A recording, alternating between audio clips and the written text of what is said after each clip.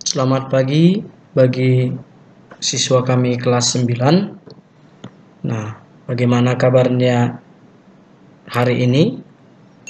Nah, kita berharap kita masih tetap semangat untuk mengikuti pembelajaran daring. Nah, baik, hari ini kita masuk pada bagian bab 5, yaitu dengan judul Pengolahan Data dan Model Komputasi. Nah, pada bab 5 ini kita akan membahas dua judul, yaitu pengolahan data dan model komputasi.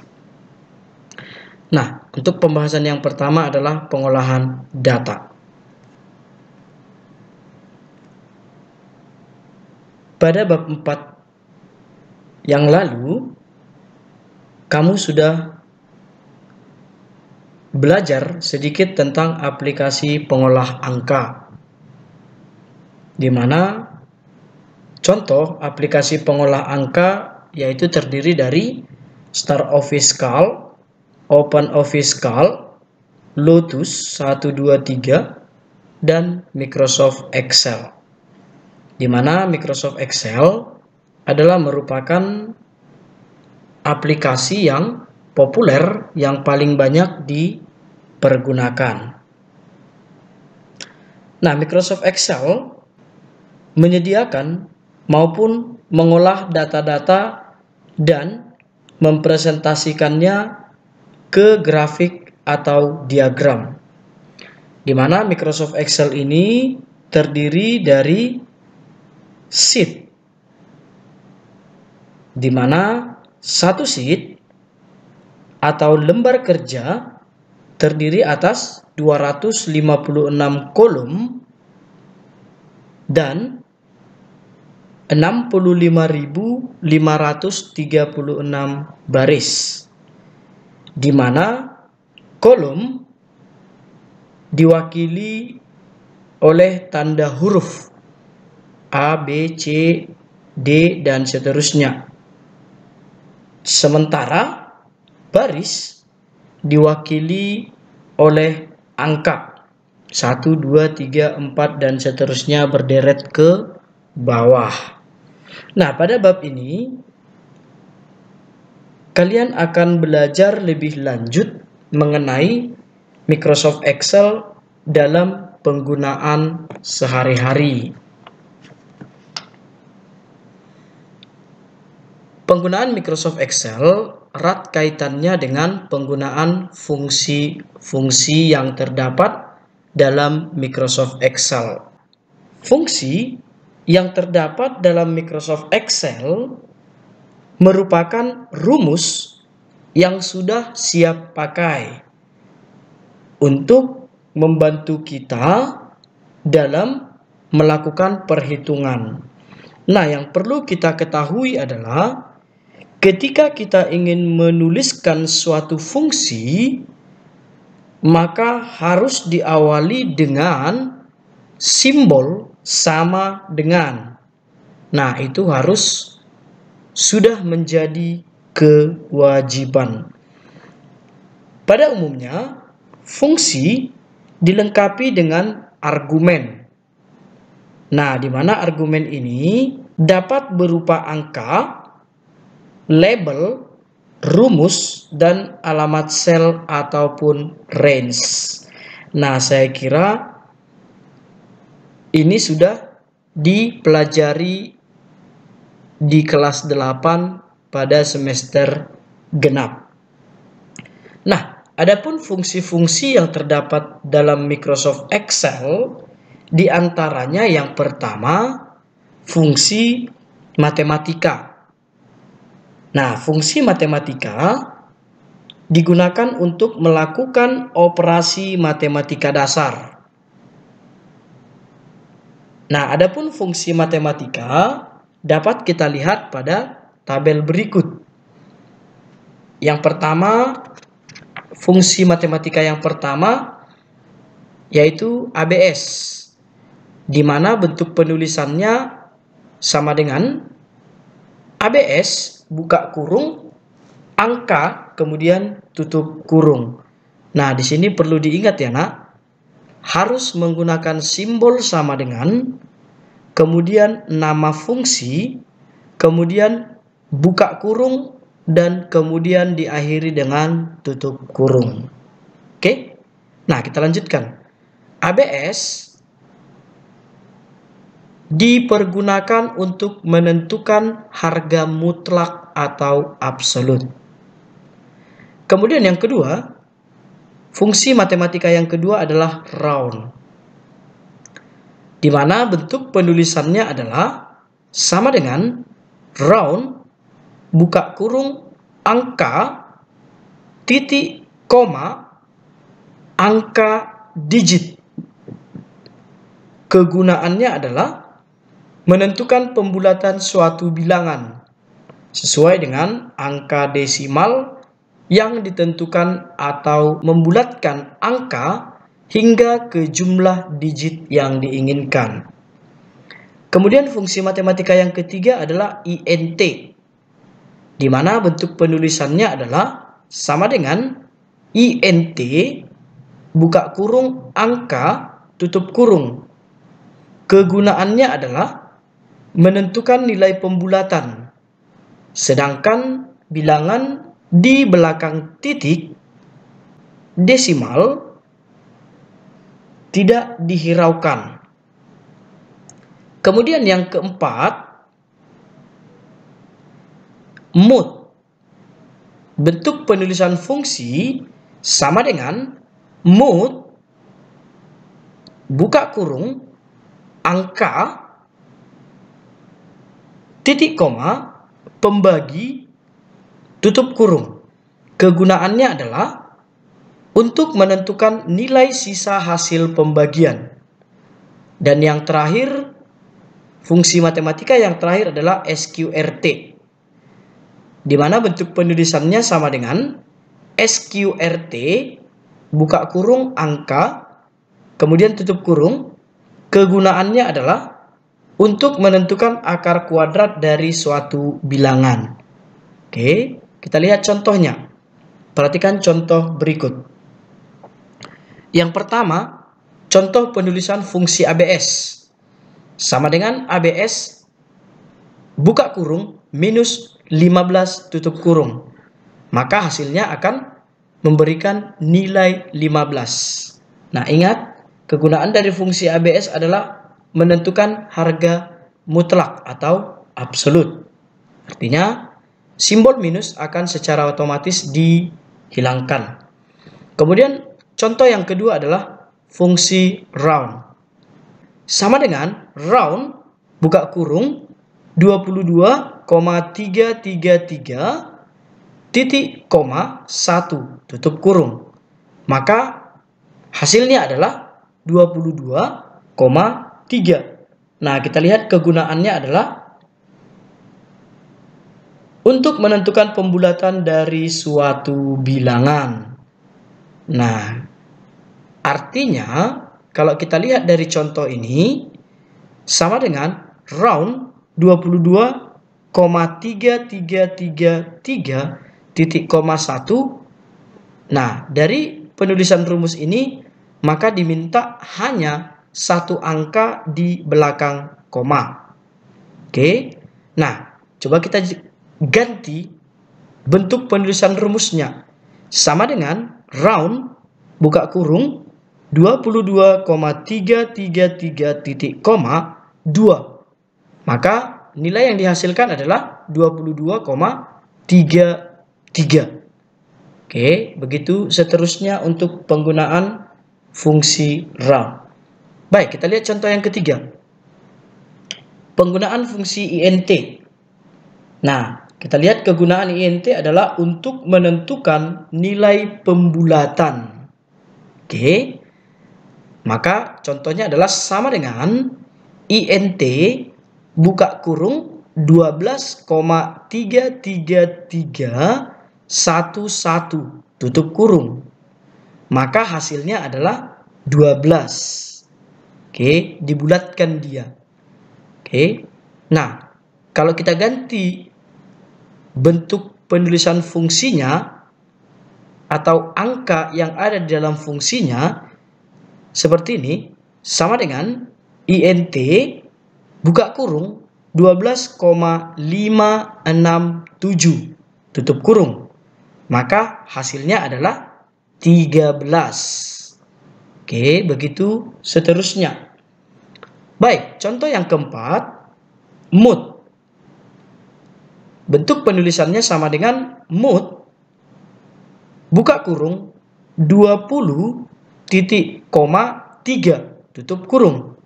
Nah, kita lihat dulu kegunaan dari fungsi mood adalah untuk menentukan nilai sisa hasil pembagian. Oke, maka hasil dari contoh penggunaan fungsi nomor 4 akan memberikan nilai 2. Artinya, jika 20 dibagi 3, maka sisanya 2. Maka hasilnya adalah 2. Yang kelima, SQRT.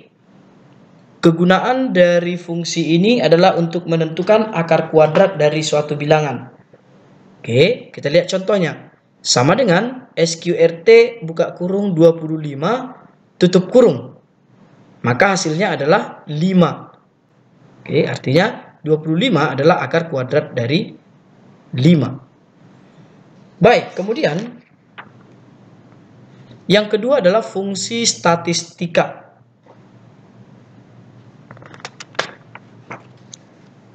Pada umumnya, fungsi statistika ini memerlukan argumen berupa range. Nah, apa itu range, nak? Range itu adalah sekumpulan sel yang saling berdekatan. Nah, dengan fungsi ini, kita bisa melakukan analisis sederhana. Nah, fungsi statistika yang umum dipergunakan adalah yang pertama adalah sum. Oke, kita lihat tabelnya. Fungsi statistika yang pertama adalah sum. Bentuk penulisan sama dengan sum buka kurung list atau range tutup kurung. Nah, kegunaan dari fungsi sum adalah untuk menjumlahkan data dalam suatu list atau range atau daftar. Kemudian yang kedua adalah count. Nah, count ini bentuk penulisannya sama dengan count buka kurung list atau range tutup kurung. Nah, kegunaannya adalah menentukan jumlah sel yang berisi data. Oke, saya ulangi. Menentukan jumlah sel yang berisi data. Kemudian yang ketiga adalah average. Nah, average ini bentuk penulisannya sama dengan average buka kurung list atau range. Kemudian diakhiri dengan tutup kurung. Nah, kegunaannya adalah untuk menentukan rata-rata dalam list atau range. Nah, yang berikutnya adalah max. Bentuk penulisannya adalah sama dengan max buka kurung list atau range kemudian tutup kurung. Kegunaannya adalah untuk menentukan nilai maksimal atau nilai terbesar dalam suatu list atau daftar. Dan yang terakhir adalah fungsi statistika min. Nah, bentuk penulisannya sama dengan min buka kurung list atau range. Nah, di mana kegunaannya adalah untuk menentukan nilai terkecil atau nilai minimum dalam suatu list atau daftar.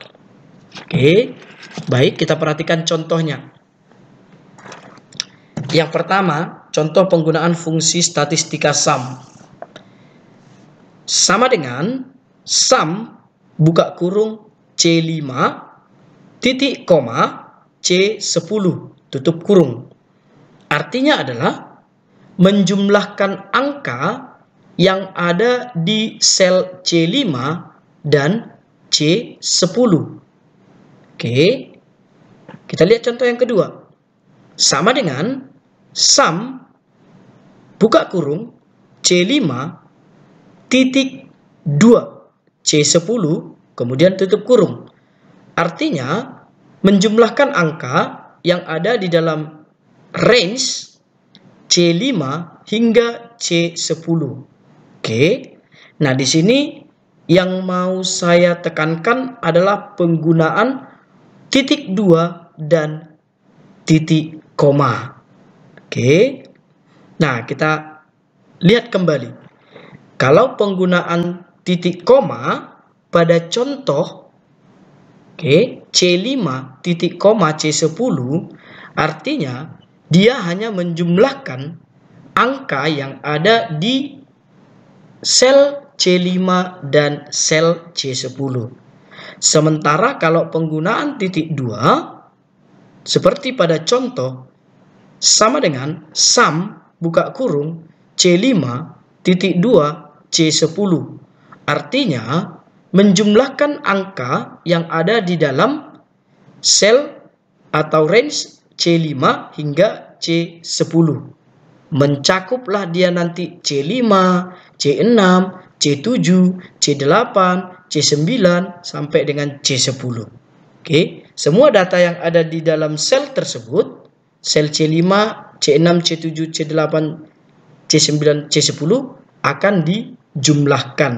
Nah, itu perbedaan penggunaan titik koma dan titik 2. Oke, yang kedua, fungsi statistika count. Nah, kita ingat kembali, fungsi statistika count adalah untuk menentukan jumlah sel yang berisi data.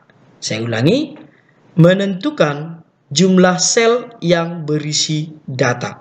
Oke, contoh. Sama dengan count, buka kurung C5 titik koma C10, tutup kurung, memberikan nilai 2. Kenapa nilai 2? Karena sel yang berisi data hanya C5 dan C10. Kemudian contoh yang kedua, count, buka kurung C5 titik 2 C10 tutup kurung, maka hasilnya adalah 6. Kenapa 6? Maka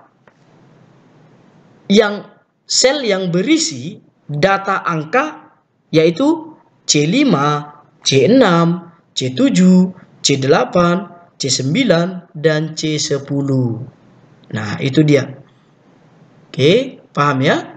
Baik, yang ketiga, average. Nah, average ini kita ingat fungsinya adalah untuk mencari nilai rata-rata. Oke, contoh. Sama dengan average buka kurung C5 titik koma C10 tutup kurung, maka akan memberikan nilai 224.000 jika nilai C5 sama dengan 251.000 dan C10 sama dengan 197.000. Maka C5 dan C10 dijumlahkan kemudian dibagi 2. Nah, maka hasilnya 224.000. Kemudian berikutnya yang keempat adalah fungsi max. Adalah untuk menentukan nilai tertinggi atau terbesar atau maksimal. Oke, contohnya sama dengan max buka kurung B5 titik 2 B10 tutup kurung, maka memberikan nilai 17, maka hasilnya 17 jika sel B5 hingga B10 terdiri dari angka 15, 12, 17, 11, 14, dan 13. Maka hasilnya adalah 17. Karena 17 adalah nilai tertinggi. Oke. Kemudian yang terakhir adalah min.